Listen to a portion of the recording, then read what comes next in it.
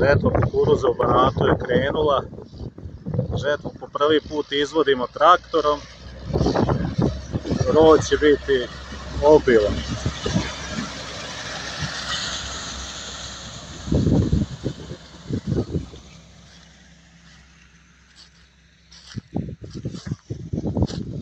Nema ništa, ni klipa.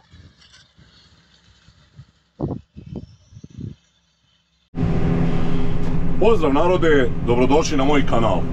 Za one koji ne znaju, ja sam Radoslav i u današnjem videu pričat ćemo o biblijskoj suši koja je pogodila većinu naše zemlje u ovoj 2025. godini.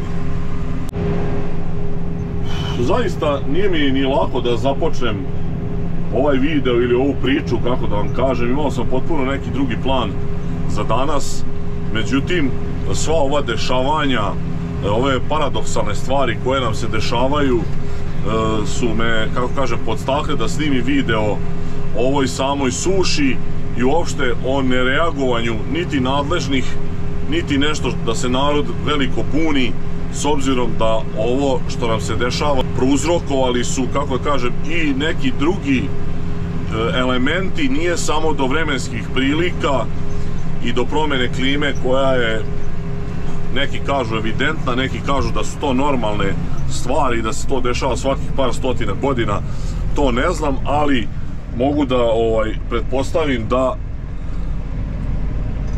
bez obzira ko je u pravu, znam ko će da nabrlja, to jest mi poljoprivrednici. Uglavnom, kući sam bio ova zadnja 2-3 dana kada je ovaj toplotni udar, nešto preko dana sam malo ujutru i uveče radio ovo ljuštenje strništa kao i što sada vidite da radim. Međutim, temperature su dostigle takav nivo, znači u kući je takva vrućinčina da više klima ne može da rasladi i ja sam sad prinuđen bio da dođem, pošto u traktoru mnogo bolje mogu da se rasladim. Evo, sada mi je ovdje prijatno, znači došao sam malte ne u podne na njivu da radim ljuštenje strništa, samo da pobegnem iz one vrućinštine i u generalno iz tog pakla koji je, kako kažem, u zgradama, u selu, u kući. Najgore od svega je što neka najava je da će danas i sutra temperature dostići 45 stepeni u nekim krajima naše zemlje, tako da mogu zamisliti šta će tu biti. Kod nas je sad trenutno, ne znam, 37-8 stepeni, navikli smo već na to, pa kako kažu ljudi, nije strašno, ali u suštini situacija je, znači, pogubna i zato želim da vam pokažem šta se dešava u nekim delovima zemlje gdje ljudi nisu ni svesni kakva je situacija, ima gdje su dobri kukuruzi i sve, i ljudi su boli ih uvo, razmišljaju gdje će da idu na more i kako će da provedu odmor, a uopšte ne shvataju koliko je ovo ozbiljna situacija i šta nas sve možda čeka u budućnosti i dokle može da dođe naša zemlja zahvaljujući ovoj bandi koja ovdje već 13 godina ide iz greške u grešku. Nisam nešto ni sujeveran, ni specijalno pobožan, ali bih ovdje iskoristio priliku da, pa ne znam sad baš da li da citiram, ali parafrazirat ću reč jednog mog prijatelja starijeg koji kaže: šta ti očekuješ da će se dešavati narodu koji je glasao za čoveka kojem je najpametniji predlog u životu bio da ubije 100 muslimana za jednog ubijenog Srbina. Znači, narod koji se odlučio za takvu politiku, generalno definitivno mu nešto fali. Ja se nisam slagao sa tim mojim prijateljem koji je to govorio, zato što generalno protivnik sam tih nekih generalizacija, međutim definitivno je on u pravu. Neki đavo nam fali, nešto nije u redu sa nama, a sada ću vam pokazati iz ovih primjera šta se sve dešava i kako je vrlo jednostavno doći do takvih zaključaka samo kada se malo objektivnije sagleda situacija. Evo, počet ćemo sada od ovih kadrova koje stižu iz Banata, znači tamo je katastrofa. Zašto je sad ovo bitno što se tiče poljoprivrede? Govorim vam to, svaka država ozbiljna, iako ova naša pravoslavna džamahirija nikako ne može se nazvati državom niti ozbiljnom, znate da i po ustavu deo naše teritorije je okupiran, govorim vam samo sa pravne tačke gledišta, tako da to što kaže svaka država ozbiljna bi gledala da obezbedi sebi neku nezavisnost od drugih zemalja, barem što se tiče proizvodnje hrane, da bi tu imala neku sigurnost. Zato postoje i robne rezerve, zato postoje razni ti načini, ključevi kako sačuvati tu neku prehrambenu nezavisnost. Međutim, mi sve više tonemo u neki taj, ne znam ni kako da kažem, uvoznički sistem. Znači sve živo uvozimo i što smo nekad proizvodili, znači od pasulja, krompira, sve živo uvozimo, pšenicu, soju. Znači ovo je besmisleno postalo totalno, a imamo većinu te hrane, imamo viškove i namerno neće ljudi da ih otkupljuju kako bi uništili naše proizvođače. E sad, to vam sve pričam zbog toga što ćete sada vidjeti šta se dešava, ovo što sam rekao, u Banatu, a ima na dosta još mjesta po Srbiji gdje je evo već počelo uništavanje kukuruza, zato što nije se odmetnuo, nema uopšte klipova i beskorisno je čekati. Ljudi rade ili tarupanje, ili seckanje, ili tanjiranje, tako da je došlo, dogorelo je do noktiju i vidjet ćete sada kako to izgleda kada se kukuruz, kako je moj drugar Milan Bogunović rekao, kako se kukuruz vrše sa traktorom. Ne mogu da kažem uživajte u ovom videu, jer ovdje nemoguće je uživati, jedino ko je neki totalni mazohista, ali eto, moći ćete da vidite ove kadrove pa komentarišite šta mislite o tome.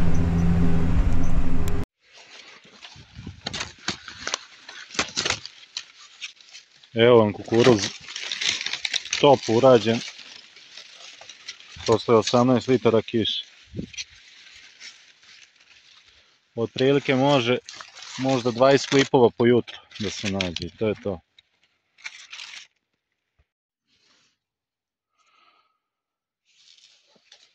Šta kaže Bekavac sa Instituta za ratarstvo? Kaže kasniji hibridi kukuruza zbog ove kiše od 18 litara će biti nešto. Pa kasnijeg se kao prvo ne seje ni 5% u Srbiji, 95% je rana setva. Kao drugo, trebao bi da zna da 18 litara kiše je vlage za 2,5 dana. Ova njiva ima sve zajedno nekih 70.000 struka. Ima dva klipa, koji će vjerojatno da pojede neka divljač. Kaže, stočari treba da spreme valjano kabasto hranivo. Ovo je lucerka gdje nema lucerke, gdje je krepala, a ovo je kukuruz pored nje. Ovo je pokojnik. Ovo nije lanjski kukuruz, ovo je ovogodišnji kukuruz. Uredno posejan, spremljeno, očišćeno od korova, tehnologija po PS-u, znači pokojni. Ovo je živi kukuruz koji je dobio 18 litara, znači dobio je kiše za 2,5 dana i onda će opet da nastavi da krepava, da bude kao onaj tamo. I za ovu struku što kaže da će kasnija setva da rodi, ovaj će da rodi kad i ja. Evo ga, malo svile, ali bez polena, slaba vajda. Pozdrav za našu struku i komercijaliste. Ovo je kasnija setva suncokreta koja je recimo dočekala kišu. Suncokret je do ispod pupka, jadan i bedan. Evo gledaj, ovdje se vidi, glava se sušila koliko nije imao vlage. Onaj tamo čak nije imao snage da iscveta. Evo, ovaj nije imao snage da iscveta, da napravi cvet. Šta je očekivati od ovoga? 500 kila po hektaru. Pozdrav za naše uljare, za našu struku koja će reći da će vjerojatno biti rekordan rod. Suncokret je potpaljen, ima 4-5 listova još visine do pupka. Glava je smešna. Ovo je 1000 kila po hektaru plafon. Eto novog rekorda, naravno negativnog. Vidjeli ste kako izgleda ovaj iseckani kukuruz gdje uopšte nema klipova iz zrna. Naravno, soja je također u katastrofalnoj situaciji skoro u celoj Srbiji. Znači, gdje nije se počela sušiti, ona je preskočila sve te neke fenofaze i došla je u fazu gdje sad treba da ono cvetava i da kreće neki plod, međutim to je nenormalno malo, nisko i teško da će tu biti nekih prinosa većih od par stotina kilograma po hektaru, možda 200-300 kila. Mi smo ovo sve, što se tiče ovih kukuruza, prošli 2012. godine, vidim, neki su u šoku i mi smo bili kada se to prvi put desilo, eto sad opet još jedna, verovatno slučajnost, 2012. godina, dolazak ove sekte na vlast. Kažem vam, možda je ovaj čovjek i u pravu što kaže da je to neka, možda i božija kazna, je stvarno više ne znam šta da kažem. Znači, ne verujem u slučajnosti, tako da otkad je ova gadija stigla, sve je krenulo kako ne treba, pogađana sada već 6. 7. za redom suša, mislim nije za redom, nego ukupno u tih 13 godina, a neke regione 4. godina za redom. I šta je sad tu problem? Rekao sam, soja je katastrofalna, deteline su počele da se suše, znači neće biti hrane ni za stoku. Za ljude će za sada biti hrane, to nije još toliko kritično, ali ukoliko se ovo ovako nastave ove klimatske promjene, vrlo brzo ćemo doći do tog nivoa da nema šanse ni da za ljude bude hrane dovoljno. Krenut ćemo vjerojatno sa tim masovnim uvozom još više nego što sada uvozimo, a politika ove, kako da kažem, ovog režima koji bez ikakvog legitimiteta vlada ovom pravoslavnom džamahirijom je da se prave mrtvi. I ne samo to, nego oni čak sada, evo ovih dana prave koje kakva slavlja, mogli ste da vidite ovo u Požegi što su pravili za otvaranje ovih par kilometara autoputa.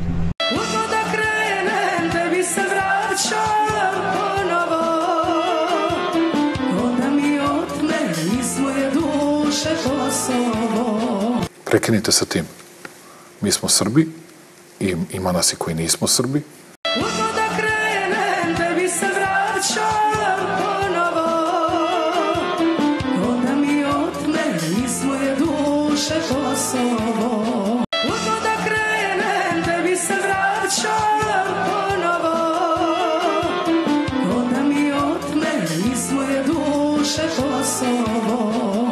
Ovaj cirkus, ovo je nešto nezapamćeno. Znači, dok su oni sedeli pod tim plastenikom koji su klimatizovali i skupili se tu svi, cela podrška ovoj sekti, bilo je tu par stotina ljudi, bilo je oko 1000 ljudi iz obezbeđenja koje kakvi Kobri, BSI, MAI, DAI, KGB, Bog, Otac, da čuvaju takvog čoveka koji ima takav rating, svi ga čuvaju, on ne sme sad izađe, kad ide iz sobe u sobu u svom stanu mora da ga čuvaju. Tu su se dešavali takvi komični detalji da evo sada ćete vidjeti uopšte šta je tu sve bilo.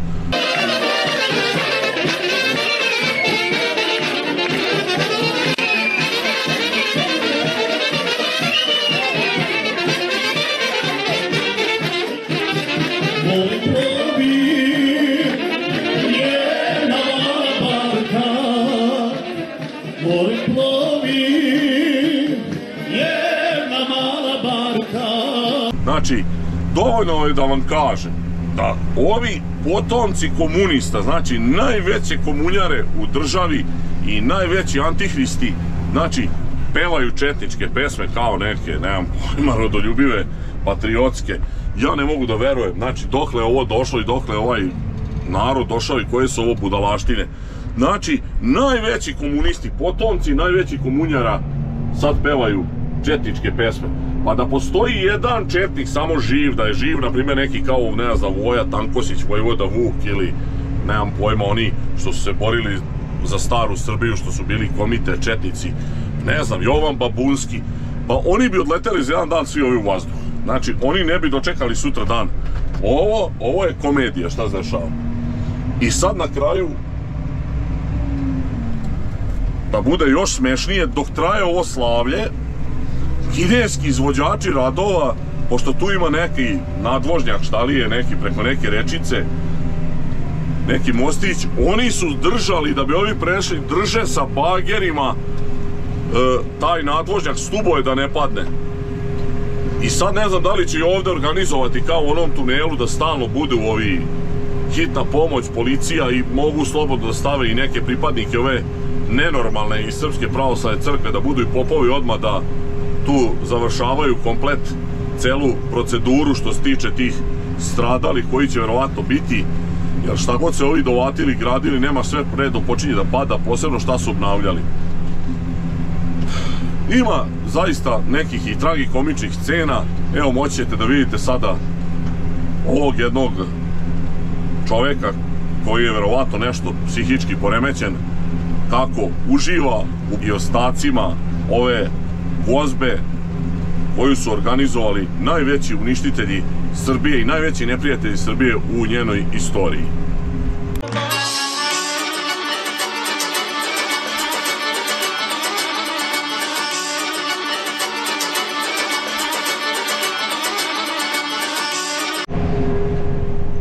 Posle ove tragikomične scene koju sada mogli da vidite sa ovim čovekom što glođe ovu koščurinu, jedino od toga meni su smešni ovi eksperti s ovim navodnjavanjem. Znači, ljudi uopšte ne shvataju šta je navodnjavanje, kako se to izvodi, i onda slušam te gluposti i na televiziji i na YouTube-u i meni se javljaju komentare i na Facebook šalju mi poruke, ljudi nemaju pojma. Međutim, kanali su svi sada presušili, vode nema, reke su se povukle, ima i koje su i reke presušile, a navodnjavanje iz bunara, to jest iz podzemnih voda, je jako skupo i gde možda se desi da lokalni vodotokovi zasuše i da dođe do još većih problema. A ljudi što misle to je na svaki 5 metara da se nalazi Dunav i da zabodeš pumpu i tifon i da navodnjavaš, od tog nema ništa. To je mnogo, mnogo skuplja avantura, ali definitivno će se morati ići u tom pravcu. Tako da to ljudi treba da nauče pre nego što pišu gluposti. Posebno isto i ovi stručnjaci što po televizijama pričaju o navodnjavanju, znači tu me stomak me boli od toga. Uglavnom, nadam se da je i to razjašnjeno. Evo vidite kako izgleda kukuruz. Ovo je kukuruz, eto, na komšijskoj njivi. Znači, evo, iza ubrao sam 10 za redom klipova, pa možete vidjeti kako to izgleda. Znači, kod nas nije katastrofa, eto vidite, ima poneko zrno, bit će tu nekog prinosa, možda jedno, šta ja znam, 2 tone, 1,5 tonu, 2 po hektaru. Uglavnom, ima puno jalovih, ali hoću da vam pokažem kako kod nas izgleda, znači kod mene gde nije katastrofa, a vidjeli ste kako kod ovih ljudi to izgleda. Međutim, ni ovo nije dovoljna opomena za sve nas, niti što se tiče plodoreda, niti što se tiče kultura koje sejemo. Ljudi su tvrdoglavi. Još jednom pogled na ove fantastične kukuruze, jedne od najboljih u ovom delu atara, naravno. Teo sam da kažem, u Kučedinu ima i gde su dobri kukuruzi, ali evo ovde, pošto sam u ovom ataru, odavde sam nabrao da vam pokažem kako to izgleda. Sve su poremećene stvari, vrednosti i pitanje je dokle će uopšte ovakav sistem opstati ukoliko ovi studenti koji se jedini bore uz nešto par nas poljoprivrednika ne učine, nema od toga ništa, tako da najverovatnije ćemo postati totalna kolonija. Takođe, postoji iskra koju evo pokrenula opet inicijativa za opstanak poljoprivrednika Srbije, gde se traži za spas poljoprivrednika da ova nakaradna vlast i režim umjesto toga što ulaže u Expo i te sranja, neka obezbedi pare da se pomogne, to jest da se da neka finansijska injekcija poljoprivrednicima da opstanu i da mogu da zasnuju proizvodnju za sledeću godinu. Naravno, traži se da se radi na sistemskim rešenjima, da se vidi šta će se, hoće se pokušati nešto rešiti sa navodnjavanjem ili ne, gde je to izvodljivo. Trenutno u Srbiji se navodnjava oko 2% samo površina, a inicijativa je uz pridruživanje još nekih udruženja pozvala, to jest zatražila da se ispune neki uslovi. Ukoliko ne ispuni te uslove, ova marionetska vlada i ovo smešno ministarstvo na čelu s ovim Glavončićem i ovaj Đuro Macut, kako se zove, Tutulekan, taj što su ga postavili. Stvarno mi je izuzetno drago da smo ovo obeležavanje započeli upravo u Lebanama. Stvarno mi je izuzetno drago da smo ovo obeležavanje započeli upravo u Lebanama. Majku ti jebem, majku ti glupu jebem, pojebo ti Bog mater glupu. Pa jesi glup pička ti materna blesave. Pojeba ti Bog majku, pa skini ga s gola u pičku maternu. Niko nek ne brani, jebem ti sunce krvavo. Pojebem ti krvavo ljudi majku, pa kakve ljudi da imamo, pa to nema nikada. Ako to ne ispune, od 1. avgusta se može očekivati da se krene sa protestima, jer 1. avgust je zadnji rok za ispunjenje zahteva koje je podnelo ovo udruženje koje se bori za prava svih poljoprivrednika, čak i ovih koji neće da im bude bolje i koji ne žele da žive u slobodi. Znači, tu se traži da se poplaćaju svi dugovi koje je ovaj režim napravio, znači da se poplaćaju sve subvencije, da se ispuni sve dogovoreno i da se isplati po 300 € po hektaru za proletne kulture koje su pogođene sa ovom sušom. Rekao sam, ako oni ne ispune ništa od toga, očekuje se da će krenuti protesti i blokade. Tako da se pripremite vi, posebno vi što čekate da neko drugi ispuni vama šta vam treba, da neko drugi se žrtvuje dok vi sedite. Ako budete krenuli na more ili nešto bolje, krećite što pre, pitanje da ćete posle moći da prođete. Uglavnom, toliko za ovaj video. Videli ste ovde ove, što sam rekao, paradokse, šta se sve dešava u Srbiji, gde neko slavi ispod plastenika. Mislim, možda je to i neka, ne znam, njihova prognoza, je moguće će na kraju završiti da rade u nekim plastenicima, kamenolomima, da okopavaju luk. Mislim, to bi bilo najlepše. Mnogi će verovatno mirisati cveće ispod zemlje. To bi sve trebalo, ako bude normalno kako treba i ako Bog da, kako kažu stari ljudi. Uglavnom, hvala vam na gledanju. Ako do sad niste zapratili moj kanal, zapratite. Ostavljajte lajkove, komentare, delite moje video snimke. Vidimo se u sledećem klipu. Pozdrav!